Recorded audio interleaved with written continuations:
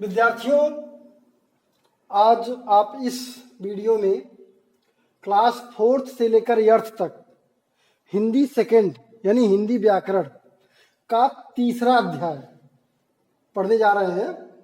तीसरे अध्याय का नाम है शब्द विचार। तो सभी बुक्स को यानी 4th से लेकर 8th तक की बुक्स को हमने पलट के देखा है, तो सब में तीसरा अध्याय यही मिला, यानी पार्ट 3 शब्द विचार ही है। तो इसलिए इस एक वीडियो के माध्यम से सारे क्लास के विद्यार्थी 4th से लेकर 8th तक के विद्यार्थी इसको समझ लेंगे, पढ़ लेंगे। बस जब अध्याय समाप्त हो जाएगा, जब उसकी एक्सरसाइज करने होंगे, तब आपको अलग अलग वीडियो मिलेगा। अपने अपने क्लास का जो है वीडियो अलग हो जाएगा, यानी आप अपनी क्लास का वीडियो पाएंगे एक्सरसाइज का। लेकिन यहाँ जब बात समझने वाली है, तो हर यहाँ पे सभी क्लासों में जब एक ही चीज है, तो समझने के लिए एक वीडियो काफी है। इस वीडियो के माध्यम से ये 4th से लेकर 8th तक के विद्यार्थी समझने का प्रयास करेंगे। तो देख लें आप लोग, पार्ट 3 है शब्द विचार, यानी आपको इसमें शब्दों के बारे में पढ़ना है, शब्द भेद। तो पहले जानिए शब्द क्या होता है। अभी पिछले अध्याय में वीडियो के माध्यम से आपने वर्ण विचार पढ़ा था।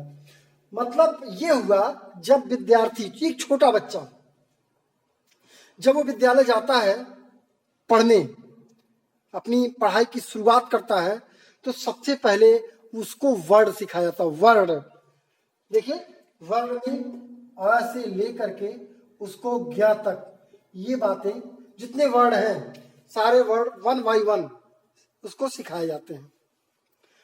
उसके बाद इन वर्णों में मात्राएं होती हैं, मात्राएं बनाना सिखाया जाता है। फिर स्वर और व्यंजन बता दिया जाता है। ये आप जान लिए। पिछले वीडियो में आपने भी जाना, सीखा कि उसमें स्वर कौन है और स्वर कितने प्रकार के होते हैं। फिर व्यंजन कौन है, व्यंजन कितने प्रकार के होते हैं, सारी बातें आपने पढ़ ली। अब आप देखेंगे, जब वही विद्यार्थी जब वर्णों को सीख लेता है, यानी जो वर्ण है, अक्षर है, सारे अक्षरों को जान लेता है, उसको सभी अक्षर याद हो जाते हैं, लिखना जान जाता है, उसको समझना जान जाता है, पहचानना जान जाता है वो कि कौन सा अक्षर क्या नाम है उसका, कैसे पढ़ा जाता है। तब उस बच्चे को सिखाया जाता है शब्द। छोटे छोटे शब्द दिए जाते हैं, कल, कल, बल, बल, फल, फल, कलम, कलम। ये इस तरह से उसको शब्द सिखाए जाते हैं। तो आप सोचिए कि ये जो शब्द बनते हैं, ये शब्द उन्हीं वर्णों से बने हैं जो वर्ण आपने पहले सीखा है। क ये भी वर्ण है, व्यंजन, ल ये भी वर्ण है, व्यंजन वर्ण है, दोनों मिलकर के कल बनता है। तो ये मेरी बात समझ में आ गई होगी कि वर्णों के मेल से, याद रखिए, वर्णों के सार्थक समूह को शब्द कहते हैं। याद रखिएगा, इसमें सब सिंपल शब्द नहीं, मात्राओं का प्रयोग करके भी वर्ण बनता है। जैसे यहां देख लें, कागज,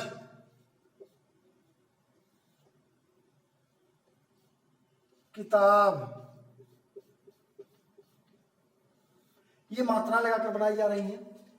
ठीक है, तो मात्राओं को भी, इसमें जो मात्राएं हैं जोड़ करके वर्ण आपके तैयार किए जाते हैं। अच्छा, परिभाषा क्या है शब्द की? परिभाषा, वर्णों के सार्थक समूह को, ये क्यों कहा गया है, सार्थक समूह क्यों कहा गया? अब जरा देख लें, ये किताब जो बना है, क पर छोटी मात्रा की, त पर आंख मात्रा ता और ब, किताब बना है। जरा इसको देख लीजिए, इसके वर्णों को उलट फेर कर दें।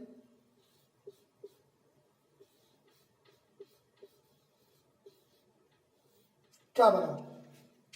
ताबकी। ये क्या है? कोई शब्द है आपके हिसाब से? आप सोचे, क्या ये कोई शब्द है? क्या इसका कुछ अर्थ निकल रहा है? क्या इसके विषय में आप कुछ समझ रहे हैं? नहीं समझ रहे हैं, तो ये आपका शब्द नहीं है, शब्द नहीं है। क्यों? क्योंकि वर्णों के सार्थक समूह को, मतलब जो समूह बनाया जाए वो सार्थक हो, जिसका कुछ अर्थ निकले, जो समझ में आए, वही आपका शब्द कहलाएगा, सभी को शब्द नहीं कहा जा सकता। तो आपने देख लिया कि शब्द किसे कहते हैं, याद हो गया होगा आपको, वर्णों के सार्थक समूह को, निरर्थक समूह नहीं, सार्थक समूह को क्या कहते हैं, शब्द कहते हैं। अब आगे देखिए, शब्द भेद। शब्द भेद यानी शब्द कितने प्रकार के होते हैं, शब्द भेद ये क्या होता है, इसको देख लीजिए आप। शब्द भेद में क्या पढ़ेंगे आप, शब्द भेद इतने प्रकार के होते हैं। नंबर 1, उत्पत्ति के आधार पर,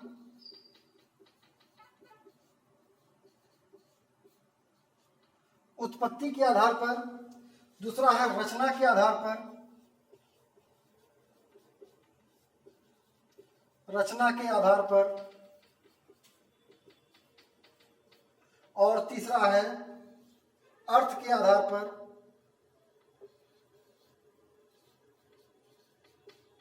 अर्थ के आधार पर भी शब्द को बांटा गया है।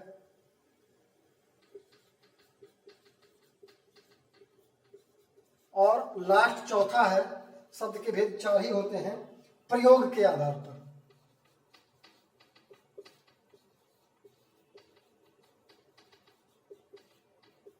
शब्दों को इन प्रमुख 4 कैटेगरी में बांटा गया है। नंबर 1, उत्पत्ति के आधार पर शब्द, रचना के आधार पर शब्द, अर्थ के आधार पर शब्द और प्रयोग के आधार पर शब्द। इसको आपको याद करना पड़ेगा, आप याद कर लेंगे इसको कि शब्द भेद के किस आधार पर बनाए गए हैं, कितने आधार पर शब्द भेद होते हैं। तो शब्द भेद 4 होते हैं, उत्पत्ति के आधार पर, रचना के आधार पर, अर्थ के आधार पर और प्रयोग के आधार पर। इसमें सबसे पहले हम आपको ये पढ़ाएंगे अर्थ के आधार पर, क्योंकि सबसे इजी यही है, आसान है। अगर अर्थ के आधार पर आपको शब्द समझ में आ गया तो बाकी सब आसानी से समझ में आएगा। इसलिए सबसे पहले हम पढ़ेंगे अर्थ के आधार पर। शब्दों के भेद में सबसे पहले क्या पढ़ेंगे हम, अर्थ के आधार पर शब्द कैसे होते हैं, कितने प्रकार के होते हैं। अर्थ के आधार पर ये देखें, अर्थ के आधार पर शब्द कैसे बनते हैं और उसके कितने प्रकार होते हैं। यानी अब आप आगे पढ़ेंगे, इसमें अर्थ के आधार पर शब्द 2 प्रकार के होते हैं। अर्थ के आधार पर शब्द 2 प्रकार के होते हैं। कौन कौन से? नंबर 1, सार्थक शब्द, सार्थक शब्द, और दूसरा है निरर्थक शब्द।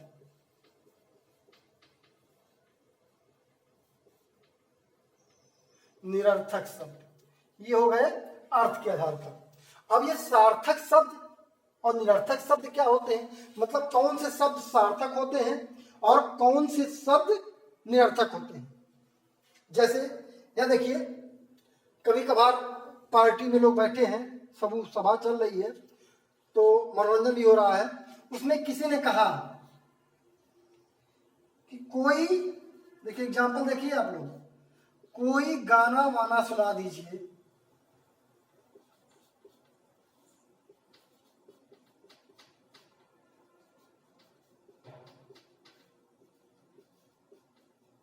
कोई गाना वाना सुना दीजिए।